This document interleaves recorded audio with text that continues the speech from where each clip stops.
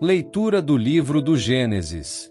Quando Isaque ficou velho, seus olhos enfraqueceram e já não podia ver.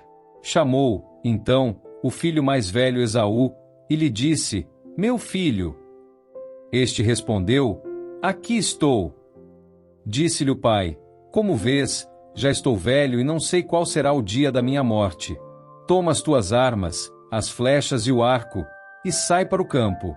Se apanhares alguma caça, prepara-me um assado saboroso, como sabes que eu gosto, e traze-o para que o coma, e assim te dar a bênção antes de morrer. Rebeca escutava o que Isaque dizia a seu filho Esaú. Esaú saiu para o campo à procura de caça para o pai. Rebeca tomou, então, as melhores roupas que o filho mais velho tinha em casa, e vestiu com elas o filho mais novo, Jacó. Cobriu-lhe as mãos e a parte lisa do pescoço com peles de cabrito. Pôs nas mãos do filho Jacó o assado e o pão que havia preparado. Este levou-os ao pai, dizendo: Meu pai. Estou ouvindo, respondeu Isaque. Quem és tu, meu filho? E disse Jacó a seu pai: Eu sou Esaú, teu filho primogênito. Fiz como me ordenaste. Levanta-te, senta-te e come da minha caça, para me abençoares. Isaque replicou-lhe: Como conseguiste achar assim depressa, meu filho? Ele respondeu: É o Senhor teu Deus que fez que isso acontecesse. Isaque disse a Jacó: Vem cá, meu filho, para que eu te apalpe e veja se és ou não meu filho Esaú. Jacó chegou-se a seu pai Isaque, que o apalpou e disse: A voz é a voz de Jacó, mas as mãos são as mãos de Esaú. E não o reconheceu, pois suas mãos estavam peludas como as do seu filho Esaú. Então, decidiu abençoá-lo. Perguntou-lhe ainda: Tu és, de fato, meu filho Esaú? Ele respondeu: Sou. Isaque continuou: Meu filho, serve-me da tua caça para eu comer e te abençoar. Jacó serviu e ele comeu. Trouxe-lhe depois vinho e ele bebeu. Disse-lhe então seu pai Isaque: Aproxima-te, meu filho, e beija-me. Jacó aproximou-se e o beijou. Quando Isaque sentiu o cheiro das suas roupas, abençoou-o, dizendo: Este é o cheiro do meu filho. É como o aroma de um campo fértil que o Senhor abençoou. Que Deus te conceda o orvalho do céu, e a fertilidade da terra, a abundância de trigo e de vinho. Que os povos te sirvam e se prostrem as nações em tua presença. Sê o Senhor de teus irmãos, e diante de ti se inclinem os filhos de tua mãe. Maldito seja quem te amaldiçoar, e quem te abençoar, seja bendito. Palavra do Senhor. Graças a Deus.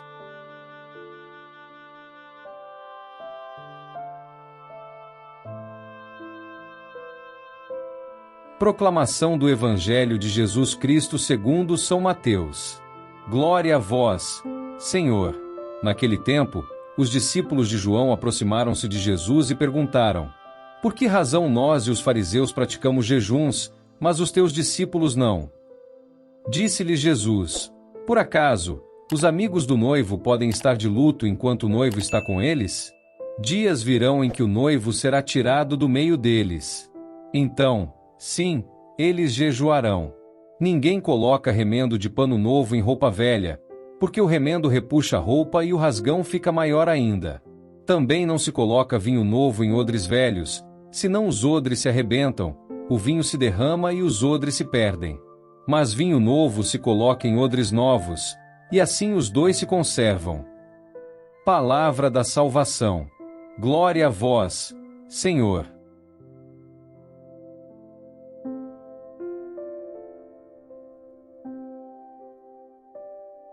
Queridos irmãos e irmãs em Cristo, imaginem um vaso de cerâmica antigo, belo e valioso, mas com rachaduras profundas que atravessam toda a sua estrutura. Por anos, ele serviu bem ao seu propósito, guardando água, adornando uma mesa. Mas agora, quando você tenta enchê-lo com vinho novo, as rachaduras se expandem, e o líquido precioso vaza, perdendo-se no chão. Esta imagem nos ajuda a compreender a tensão profunda que permeia nossas leituras de hoje, a luta entre o antigo e o novo, entre tradições estabelecidas e transformações necessárias. Na primeira leitura, somos confrontados com uma das narrativas mais controversas e complexas do Antigo Testamento. A história de Jacó enganando seu pai Isaque para roubar a bênção destinada a seu irmão Esaú é uma narrativa que nos deixa desconfortáveis, questionando como Deus pode trabalhar através de tais circunstâncias moralmente ambíguas. Isaque está velho, seus olhos já não enxergam. Ele chama Esaú, seu filho primogênito, e pede que vá caçar e prepare sua comida favorita antes de receber a bênção patriarcal. Mas Rebeca, que havia recebido uma profecia de que o maior servirá ao menor, arquiteta um plano audacioso. Ela veste Jacó com as roupas de Esaú, cobre suas mãos e pescoço com peles de cabrito para imitar a pele áspera do irmão, e o envia para enganar o pai. A cena é dramaticamente tensa. Isaque, desconfiado, toca Jacó e diz: "A voz é de Jacó, mas as mãos são de Esaú."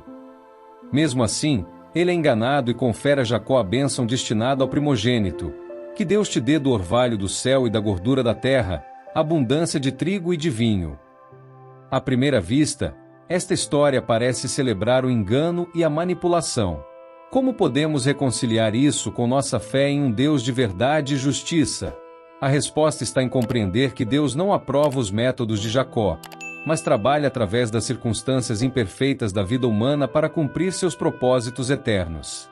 Esta narrativa nos lembra de uma verdade profunda: somos todos Jacós, pessoas imperfeitas, com motivações mistas, capazes tanto de grande fé quanto de grande falha. E ainda assim, Deus escolhe trabalhar através de nós, não porque somos perfeitos, mas porque Ele é gracioso. Mais profundamente, esta história simboliza uma mudança de era. A bênção está passando de Esaú, que representa a antiga ordem, para Jacó, que se tornará Israel, o pai das 12 tribos. É uma transição desconfortável, mas necessária para o plano de Deus se desenrolar. Esta tensão entre o antigo e o novo encontra eco perfeito no evangelho de hoje. Os discípulos de João Batista vêm a Jesus com uma pergunta que revela uma ansiedade profunda: "Por que nós e os fariseus jejuamos, mas os teus discípulos não jejuam?" O jejum era uma prática religiosa estabelecida, um pilar da piedade judaica. Era uma tradição respeitada, uma forma de demonstrar devoção e buscar a proximidade com Deus. Então, por que os discípulos de Jesus não estavam seguindo essa prática tão importante? A resposta de Jesus é revolucionária e poeticamente bela. Por acaso podem os convidados para o casamento ficar tristes enquanto o noivo está com eles? Jesus está dizendo que sua presença inaugura uma nova era, um tempo de celebração, não de luto. Ele é o noivo há muito esperado, e enquanto ele está presente, é tempo de festa, não de jejum. Mas Jesus não para por aí. Ele oferece duas parábolas que iluminam profundamente a natureza da transformação que ele trouxe. Ninguém põe remendo de pano novo em veste velha, pois o remendo repuxa a veste e o rasgo fica pior. Nem se põe vinho novo em odres velhos, senão os odres se rompem, o vinho se derrama e os odres se estragam. Ao contrário, vinho novo se põe em odres novos, e assim ambos se conservam. Que imagens poderosas! Jesus está explicando que sua mensagem, seu reino, não é simplesmente um remendo nas tradições antigas. Não é uma reforma superficial do judaísmo existente. É algo completamente novo que requer estruturas novas para contê-lo. O vinho novo do Evangelho, com sua ênfase no amor radical, perdão incondicional, graça abundante e inclusão dos marginalizados, não pode ser contido nas estruturas rígidas da religião tradicional. Requer uma nova compreensão, uma nova forma de viver a fé. Mas atenção, Jesus não está rejeitando tudo que é antigo. Ele está distinguindo entre forma e essência, entre tradição humana e verdade divina. O vinho novo do Evangelho cumpre e transcende as melhores aspirações da antiga aliança. Meus queridos irmãos e irmãs, estas leituras nos desafiam a refletir profundamente sobre nossa própria jornada de fé. Quantas vezes nos apegamos a odres velhos, formas familiares de pensar e agir que já não são adequadas para conter a vida nova que Deus quer nos dar? Talvez seja a nossa tendência de manter Deus em uma caixa pequena e previsível, quando Ele quer nos surpreender com sua graça expansiva. Ou nossa insistência em fórmulas religiosas rígidas, Quando Deus nos chama para um relacionamento dinâmico e transformador. Ou nossa resistência à mudança, quando Deus está constantemente fazendo coisas novas em nossas vidas.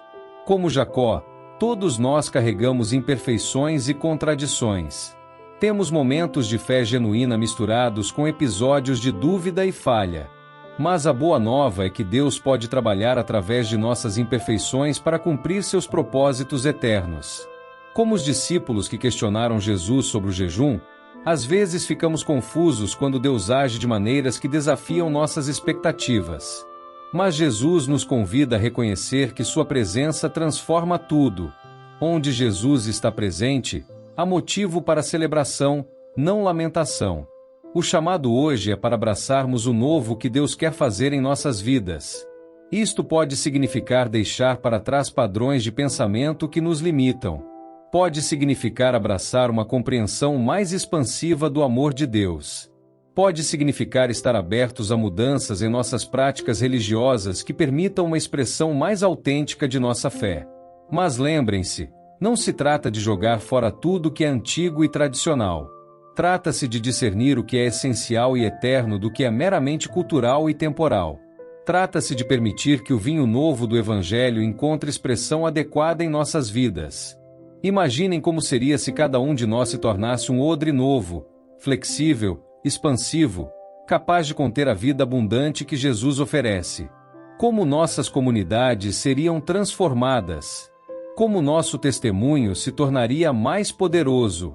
Que possamos ter a coragem de Jacó para abraçar a transformação, mesmo quando ela nos leva para território desconhecido. Que tenhamos a sabedoria para reconhecer quando Jesus está presente, transformando nosso luto em dança, nossa tristeza em alegria. E que sejamos odres novos, prontos para receber e conter o vinho novo do reino de Deus, um vinho que nunca envelhece, mas se torna sempre mais rico e satisfatório com o passar do tempo. Que a graça de nosso Senhor Jesus Cristo, o amor de Deus Pai e a comunhão do Espírito Santo estejam com todos vocês, hoje e sempre. Amém.